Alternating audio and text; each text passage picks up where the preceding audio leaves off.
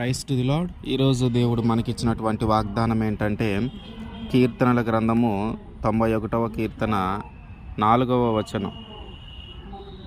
ఆయన తన రెక్కలతో నిన్ను కప్పును, ఆయన రెక్కల క్రింద నీకు ఆశ్రయము కలుగును. ఆమెన్. దేవుని యొక్క కాపుదల మన మీద ఎంతగా ఉంటుందంటే, ఆయన రెక్కలతో మనల్ని కప్పుతాడంట. ఆయన రెక్కల క్రింద మనము దాగి ఉన్నప్పుడు ఆ రెక్కలు మనకు ఒక కవచంలాగా పనిచేస్తూ ఉంటాయి. ఆ కవచమును దాటి మన దాకా ఏదైనా రావాలంటే రాకుండా ఆపుతూ ఉంది ఆ కవచం. అంటే మనకి ఏదైనా ఒక శ్రమ కానీ, ఏదైనా ఒక కష్టం కానీ, ఏదైనా ఒక శోధన కానీ రావాలంటే ఆ కవచాన్ని దాటుకొని రావాలి, ఆ రెక్కలను దాటుకొని రావాలి. ఒక ప్రమాదము జరగాలన్నా, ఒక మరణకరమైన పరిస్థితి రావాలన్నా కూడా ఆ రెక్కలను దాటుకొని రావాలి. కనుక దేవుని రెక్కల క్రింద మనల్ని దాచి ఉంచుతూ ఉన్నాడు, భద్రపరుస్తూ ఉన్నప్పుడు మనము వీటన్నిటి నుంచి తప్పించబడతాం.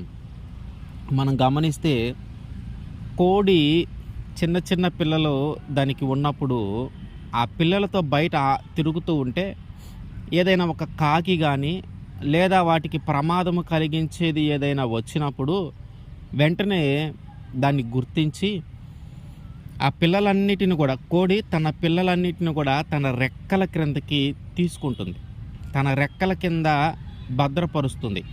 ఇంకా ఆ పైన ఉన్నటువంటి వాటికి కానీ, వాటికి కోడి పిల్లలకి ప్రమాదము కలిగించేది ఏదైనానో సరే వాటికి ఈ కోడి పిల్లలు కనిపించకుండా తన రెక్కల కింద దాచిపెడుతుంది.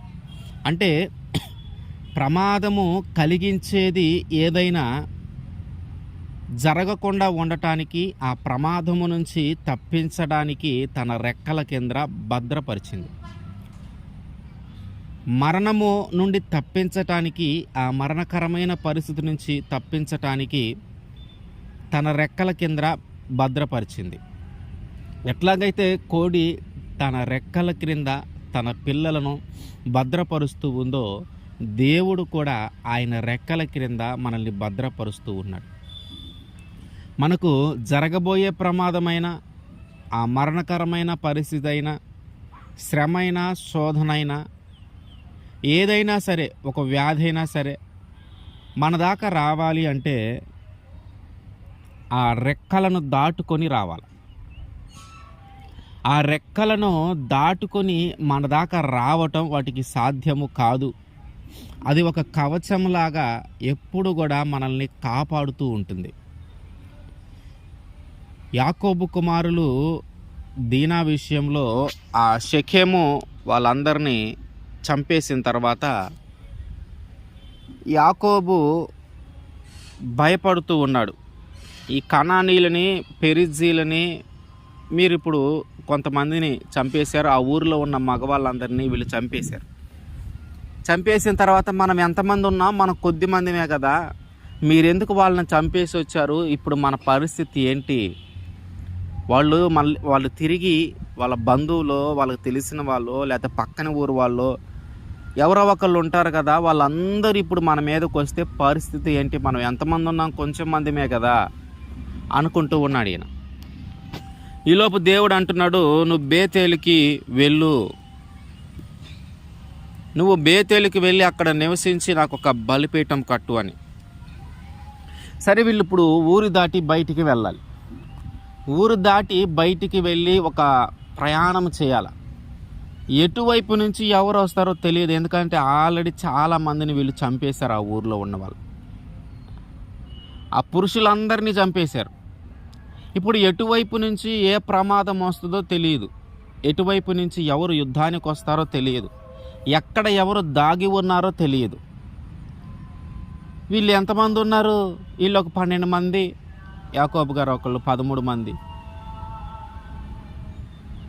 ఇంకా ఉంటే చిన్నపిల్లలు ఏమన్నా వండి ఉండొచ్చేమో, దాసదాసీలు వండి ఉండొచ్చు.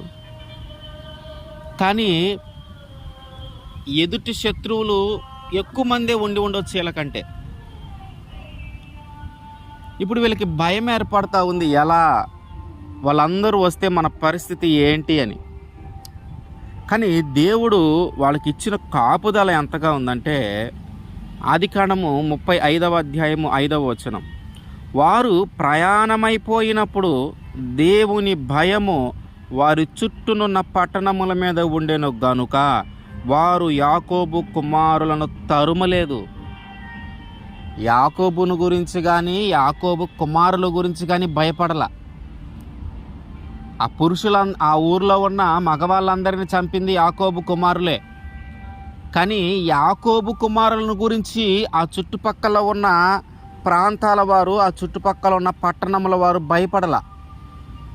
ఎవరికి భయపడ్డారంటే దేవుని భయము వాళ్ళలో ఉంది. అంటే దేవుడు వారితో ఉన్నాడు, దేవుడు వారిని కాపుదల కాస్తూ ఉన్నాడు, దేవుడు వారిని భద్రపరుస్తూ ఉన్నాడు, దేవుడు వారితో మన మీద యుద్ధము, వారి వైపు నుండి మనతో యుద్ధము చేస్తాడేమో, ఇది వాళ్ళ శక్తి కాదు, ఇది వాళ్ళ బలం కాదు, ఇది దేవుని వల్ల జరుగుతున్న కార్యం అని వాళ్ళకి అర్థమైంది.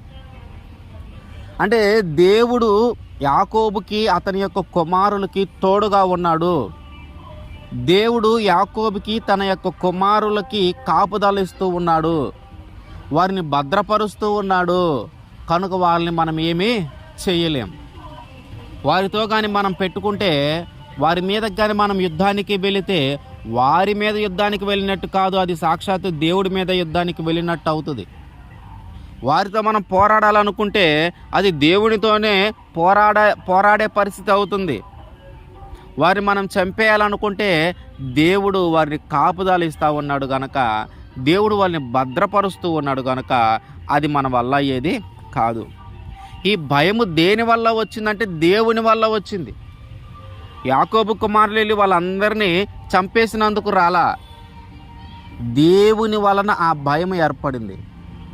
అంటే వీళ్ళ ఉద్దేశం ఏంటి? దేవుడు వాళ్ళని కాపుదల కాస్తూ ఉన్నాడు, దేవుడు వాళ్ళని భద్రపరుస్తూ ఉన్నాడు.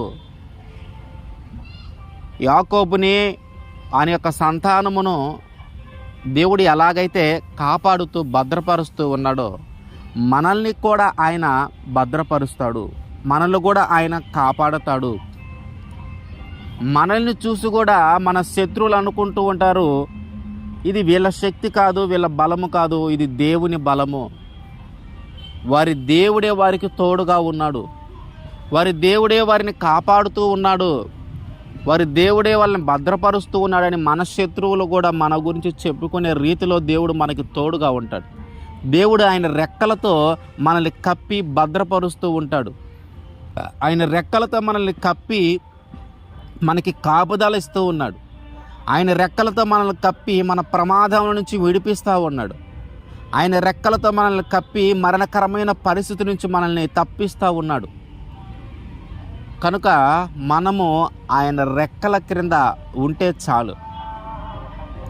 ఆయన అంటున్నటువంటి మాట ఏంటంటే, తన రెక్కలతో మనల్ని కప్పి ఆయన భద్రపరుస్తాడు. ఆ రెక్కల క్రింద ఉండటానికి మనం ఇష్టపడాలి, ఆ రెక్కల క్రింద మనము దాగి ఉండటానికి ఇష్టపడాలి.